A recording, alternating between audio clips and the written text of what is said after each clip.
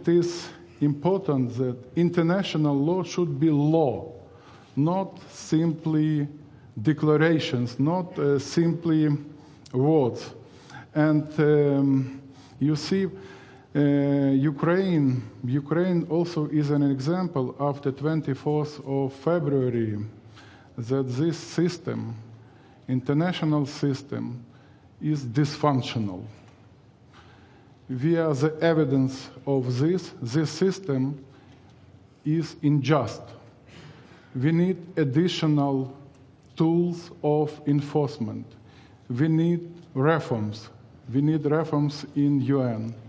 We need reforms, by the way, of humanitarian law, of Geneva Convention. We need to update them. Having such atrocities in Ukraine, not only in Ukraine, in different geographies, in Syria, we need to amend, we need to update Geneva Conventions. And Ukraine, having such a bitter experience, we are ready to contribute. We are ready to contribute. Now about peace. Ukraine wants peace. We want to end this war this year. How do you achieve a ceasefire given the stance of the opposing side, not only with the Russians, but also with the American administration? The recipe is very simple.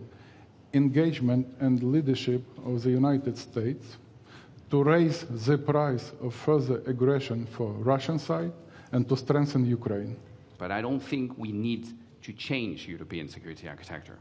I think the factors of the equation that had as an outcome transatlantic collective defense should continue to have the same outcome, transatlantic collective defense. But yes, the factor needs to change. We heard very, very clearly the Americans want the Europeans to do more. We've been probably on the best end of the bargain for many decades. The Americans were doing a lot, the Europeans were doing less. Now the Europeans will need to do more, but the Americans will continue to be engaged. We heard that very clearly last week on the Foreign Ministerial, where the Secretary of State, Marco Rubio, said it very clearly. We have an ironclad commitment with Article 5 and with NATO. We just need Europeans to do more. And it's exactly what we are seeing, it's exactly what Secretary General Rutte has been saying in the last months, and I think it's what the summit in The Hague in a couple of months will be about, how we continue to support Ukraine and how we reinforce the transatlantic bond. I think we must absolutely recognise what's at stake here. That's why we as the UK are 100% ironclad support behind Ukraine, not just for now, but for 100 years into the future. It's why we're working with our NATO partners and allies here, and it is a genuine pleasure to be with friends. It's a genuine pleasure to be here in Antalya and to be hosted by our Turkish allies and friends.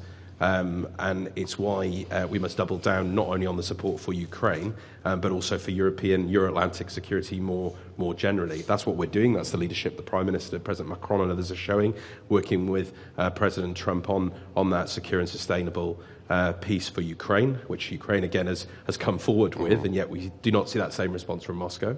And President Erdogan very clearly set out yesterday the importance that peace has to be sustainable. And that's going to come through those of us who are willing to get in there, to put boots on the ground, to get the support to ensure that Ukrainian forces are able to defend, deter against future aggression, but also that we as NATO partners are stepping up, particularly European partners here, for our own defence. That's what we're doing with our spending, and that's what we're doing with our commitments. But this matters not just for us, it matters for the globe, it matters for all of us in this room, because these are fundamental principles that have been attacked here by Moscow.